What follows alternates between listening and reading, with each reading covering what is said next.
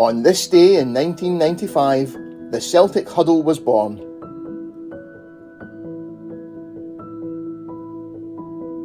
The Huddle has become almost as synonymous with Celtic Football Club as the four-leaf clover badge or the sacred hoops, but is a much more recent development and was born from the adversity of the bleak 1990s.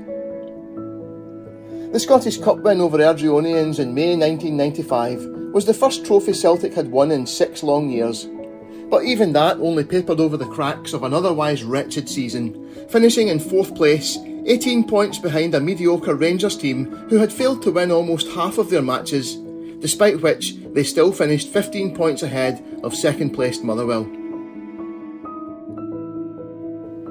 After losing to 1st Division Raith Rovers in the League Cup final, Celtic had scraped a 1-0 win over 1st Division Airdrieonians in the Scottish Cup final, so their sequence of friendly matches against lower league teams in Germany in July 1995 hinted at anything but a radical transformation in their fortunes, especially with Rangers announcing the capture of Paul Gascoigne shortly before their departure.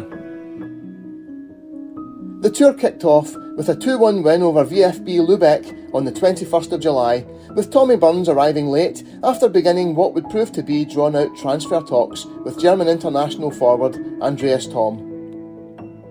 The goals were scored by Pierre van Hooijdonk and Andy Walker, and there's a sense of how far Celtic would come that season, as Tommy Burns was quoted in the Daily Record of the 22nd of July. "We scored 2 good goals, and Walker's was particularly special. There was a great ball from John Collins and a superb finish from Andy, who will be an important player for us next season." Walker was sold to Sheffield United just 7 months later. Next up on the tour was a match against 2nd Division kickers Emden. Their stadium was undergoing renovation work, so the game was switched to the ground of local amateurs VfB Jerrenfen, which amounted to little more than a public park, and it was here that the Huddle was born. Just before kick-off that blazing hot afternoon in Emden, the players who participated in the first ever Celtic Huddle were Bonner, Martin, McKinlay, Mackay, Mowbray, Grant, McLaughlin, Vata, Van Hooijdonk, Walker, Collins. The substitutes were Marshall, McNally, Gray, Faulkner, Donnelly. The Huddle was barely noticed as Celtic turned in an inept performance, the Daily Record reporting on the 24th of July 1995. "Celtic were given a real roasting yesterday, on and off the pitch. The Parkhead tourists were swept aside 2-0 by German semi-pro side kickers Emden. Then they got a tongue-lashing from angry boss Tommy Burns." Celtic had arrived at the little ground in Jerringsven to a carnival atmosphere, with burgers being grilled and beer being swilled around the pitch.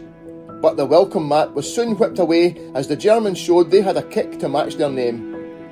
Blazing Burns admitted he had no excuses and snapped, "It was a carnival atmosphere, but you have to do the job professionally, and we didn't do that. The only thing you want is players to work hard, and we let ourselves down."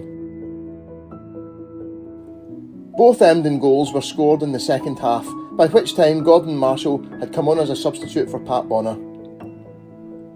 The defeat to kickers Emden on the 23rd of July 1995 would be remembered, if at all, as no more than a faintly embarrassing pre-season result, but for the implementation of an idea of stand-in captain Tony Mowbray to insist a still of togetherness in a squad struggling to emerge from a long period of mediocrity. In an article for the official Celtic website on the 23rd of July 2008, Paul Cuddihy wrote, "The 3,650 people who were there at what looked like more than a public park than a football ground watched the Hoops go down 2-0, but probably didn't pay too much attention to the new pre-match ritual. It was Tony Mowbray, skippering the side in the absence of Paul McStay, who had stayed behind in Scotland to receive treatment for an injury, who came up with the idea of the Huddle as a show of togetherness by the players. Over the years, it has become an integral part of Celtic's identity, a sign of unity among the men who wear the Hoops, as well as a source of inspiration and pride to every Celtic supporter." The Daily Record report of the 24th of July 1995 included a photograph of that first ever Huddle, captioned, "Hooplark, Celts have a pre-match chat." It rated no more than a passing mention, and even a month later, after the Huddle's first outing in a competitive match in a 3-0 League Cup win over Ayr United at Somerset Park, it was still being looked on as a curiosity.